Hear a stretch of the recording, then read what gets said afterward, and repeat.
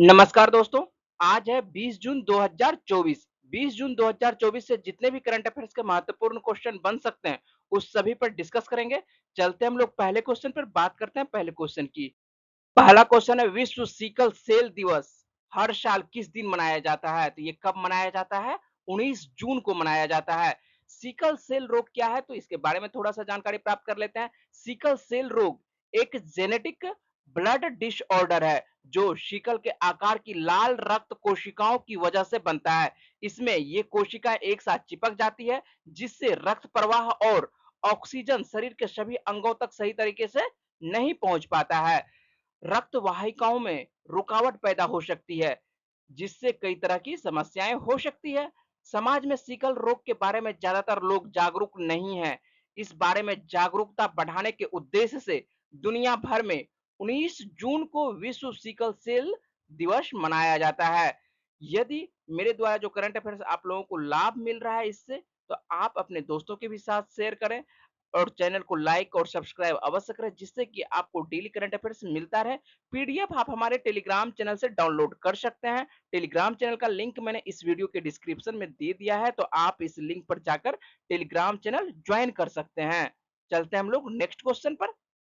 Next question है, भारत का non banking financial sector कितने स्थान पर पहुंच चुका है? ये कितने नंबर पर पहुंचा है? तीसरे स्थान पर पहुंचा है। भारत का नॉन बैंकिंग फाइनेंशियल सेक्टर दुनिया में तीसरे नंबर पर पहुंच गया है। पहले स्थान पर यदि हम लोग बात करते हैं तो पहले स्थान पर कौन सा देश है? अमेरिका है। दूसरे स्थान पर कौन सा देश है? तो यूके है, जिसे यूनाइटेड किंगडम कहते हैं। नेक्स्ट क्वेश्चन है, वित्त वर्ष 2024-25 में अब तक नेट डायरेक्ट टैक्स कलेक्शन 21% से बढ़कर कितना पहुंचा है? ये कितना पहुंच चुका है? 4.62 लाख करोड़ रुपए तक पहुंच गया है। नेक्स्ट क्वेश्चन है, समलैंगिक विवाह को कानूनी मान्यता देने वाला पहला दक्षिण पूर्वी एशियाई देश कौन सा बना है? तो कौन सा बना है? थाईलैंड बना है। बात कर लेते हैं इसके बारे में। थाईलैंड की सीनेट ने विवाह समानता विधेयक पारित किया है और यह बिल जो है अभी औपचारिक अनुमोदन के लिए कहां जाना है? राजा महा वजीरालोंगकोर्न के पास जाएगा जहां इसे स्वीकृति मिलने की अधिक संभावना है। शाही राजपत्र में प्रकाशित होने के 120 दिन के बाद यह बिल कानून बन जाएगा।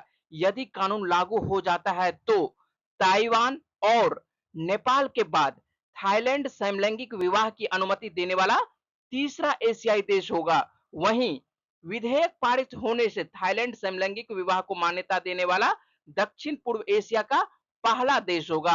बात आता है थाईलैंड का, तो थाईलैंड की राजधानी देख लेते हैं क्या है। थाईलैंड की राजधानी क्या है? थाईलैंड की राजधानी बैंकॉक है और यहाँ पर जो मुद्रा चलती है, कौन सी मुद्रा चलती है? थाई बाट चलती है। नेक्स्ट क्वेश्चन है, 14 जून 2024 को प्रधानमंत्री नरेंद्र मोदी ने किस देश में आयोजित G7 शिखर सम्मेलन आउटरीच सत्र को संबोधित किया है? तो ये कौन से देश में? इटली में संबोधित किया गया है। G7 शिखर सम्मेलन का मैंने पिछले वीडियो में पूरा विस्तार से बात किया है। यदि आप इसके बारे में नहीं जानते हैं तो आप पिछले वीडियो में जाके देख सकते हैं। और चलते हम लोग नेक्स्ट क्वेश्चन पर। फिक्की के नए महानिदेशक के रूप में किसे नियुक्त किया गया है? तो फिक्की के नए महानिदेशक के रूप में किसे नियुक्त किया गया है? ज्योति विज को नियुक्त किया गया है। ज्योति विज को federation of Indian chambers of commerce and industries का नया महानिदेशक नियुक्त किया गया है। नेक्स्ट क्वेश्चन है, सौर घूर्णन में एक नया पैटर्न खोजने के लिए चीनी वैज्ञानिकों द्वारा उपयोग किए गए उपग्रह का नाम क्या है? तो उपग्रह का नाम क्या है? चेज उपग्रह का नाम है। चीनी वैज्ञानिकों ने सौर वायुमंडल की घूर्णन गतिशीलता में एक नए पैटर्न की पहचान करने के लिए चेज चीनी एच अल्फा सोलर एक्सप्लोरर उपग्रह का उपयोग किया। अक्टूबर 2021 में 3 साल की योजनाबद्ध परिचालन की अवधि के साथ लॉन्च किया गया। चेज सूर्य के सापेक्ष एक निश्चित स्थिति में पृथ्वी की परिक्रमा करता है जिससे सौर घटनाओं का निरंतर अवलोकन संभव होता है और सौर भौतिकी और वायुमंडलीय गतिशीलता में मूल्यवान अंतर्दृष्टि प्रदान करता है। यदि आप करंट अफेयर्स का टेस्ट देना चाहते हैं और अपनी तैयारी को और बेहतरीन करना चाहते हैं तो आप मेरे टेलीग्राम चैनल से जुड़ सकते हैं। वहां पर डेली टेस्ट लिया जाता है और आप अपनी तैयारी को बेहतर कर सकते हैं। तो इसके लिए आपको जुड़ना होगा मेरे टेलीग्राम चैनल से और टेलीग्राम चैनल का लिंक मैंने इस वीडियो के डिस्क्रिप्शन में दिया हुआ है, तो आप वहां पर जाएं और उस टेलीग्राम चैनल पर जुड़ें जिससे आपकी तैयारी और बेहतर होती रहेगी। नेक्स्ट क्वेश्चन है, हाल ही में किसे Nelson Mandela life time achievement पुरस्कार दिया गया है? तो ये किसे दिया गया है? विनोद गनात्रा को दिया गया है। प्रख्यात बाल फिल्म निर्माता विनोद गनात्रा को फिल्मों में उनके योगदान के लिए दक्षिण अफ्रीका के प्रतिष्ठित Nelson Mandela life time achievement award से सम्मानित किया गया है। विनोद गनात्रा को Nelson Mandela life time achievement award से सम्मानित होने वाले पहले भारतीय बन गए हैं। बात आता है नेल्सन मंडेला को, तो नेल्सन मंडेला के बारे में थोड़ा सा जानकारी प्राप्त कर लेते हैं कि नेल्सन मंडेला दक्षिण अफ्रीका के सबसे प्रसिद्ध व्यक्ति हैं जिन्हें दक्षिण अफ्रीका के पहले अश्वेत राष्ट्रपति होने का गौरव प्राप्त है। नेल्सन मंडेला को 1993 में नोबेल प्राइज दिया गया था, शांति के लिए दिया गया था।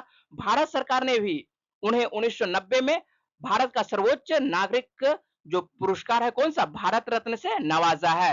तो भारत रत्न से नवाजा कब है? भारत सरकार ने 1990 में दिया गया है।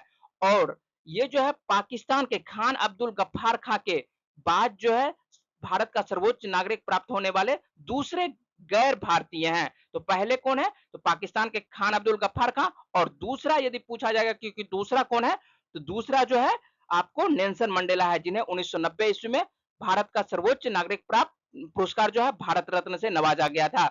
और इनके जन्मदिन पर 18 जुलाई को इनका जन्म दिवस होता है।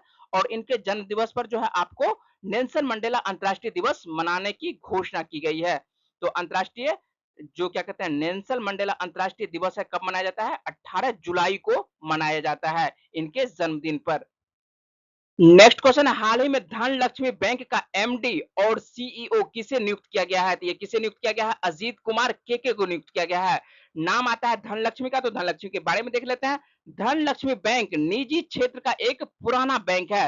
भारत में जिन निजी बैंकों का 1969 और 1980 में भारत सरकार के द्वारा राष्ट्रीयकरण नहीं किया गया था, उन्हें पुराने निजी क्षेत्र के बैंकों के रूप में जाना जाता है। यह जो है 1977 में एक वाणिज्यिक बैंक बन गया। वर्तमान में इस बैंक की जो शाखाएं देखते हैं तो 261 शाखाएं हैं और 282 एटीएम है। और बैंक का मुख्यालय जो है वर्तमान में कहां है?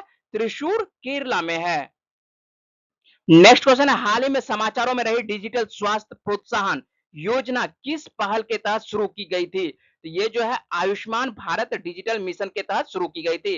केंद्र सरकार ने मरीजों के स्वास्थ्य रिकॉर्डों को डिजिटल बनाने और उन्हें आयुष्मान भारत डिजिटल स्वास्थ्य खाते से जोड़ने के लिए डिजिटल स्वास्थ्य प्रोत्साहन को 30 जून 2025 तक बढ़ा दिया है। आयुष्मान भारत डिजिटल मिशन के तहत 1 जनवरी 2023 को लॉन्च की गई थी। और इसका उद्देश्य जो है भारत में डिजिटल स्वास्थ्य प्रथाओं को बढ़ावा देना है। नेक्स्ट क्वेश्चन है, हाल ही में खबरों में रहा प्लेनेट 9 क्या है? तो प्लेनेट 9 क्या है? हमारे सौर मंडल के बाहरी क्षेत्र में एक काल्पनिक ग्रह है। खगोलविद लगभग एक दशक से बाहरी सौर मंडल में एक काल्पनिक नौवें ग्रह प्लेनेट 9 खोज रहे हैं। प्लेनेट 9 का अनुमान है कि यह पृथ्वी के द्रव्यमान का 5 से 10 गुना है और इसकी कक्षा जो है अत्यधिक अंडाकार है, जो सूर्य से 400 से 800 एस्ट्रोनॉमिकल यूनिट दूर है। और विशेषज्ञों का मानना है कि हम इसे जल्द ही खोज सकते हैं। नेक्स्ट क्वेश्चन है, किस हिंदी लेखक को साहित्य अकादमी युवा पुरस्कार 2024 प्रदान किया जाएगा? ये किसे दिया जाएगा? गौरव पांडे को दिया जाएगा। साहित्य अकादमी का नाम आता है तो इसके बारे में जानकारी प्राप्त कर लेते हैं। साहित्य अकादमी भारत की राष्ट्रीय साहित्य अकादमी भारत की भाषाओं में साहित्य के प्रचार प्रसार के लिए समर्पित एक संगठन है, जिसका जो स्थापना है 12 मार्च 1954 को किया गया था। यह भारत सरकार के द्वारा समर्थित है, हालांकि यह स्वतंत्र है। इसका यदि कार्यालय देखते हैं तो कहां पर है? इसका कार्यालय दिल्ली के मंडी हाउस के पास रविंद्र भवन में स्थित है।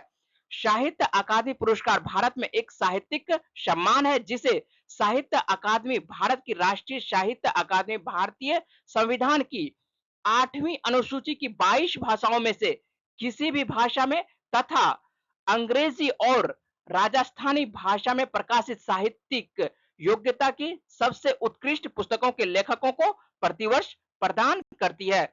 इस तरह से आज के जितने भी महत्वपूर्ण करंट अफेयर्स बन रहे थे उस सभी पर मैंने बातचीत की। इसी तरह के डेली करंट अफेयर्स और जीएस संबंधित जानकारी के लिए मेरे चैनल को सब्सक्राइब और लाइक करें। पीडीएफ के लिए आप हमारे टेलीग्राम चैनल से जुड़ सकते हैं, यहां से आप डाउनलोड कर सकते हैं। मेरे से जुड़ने के लिए आप सभी का धन्यवाद। नमस्कार।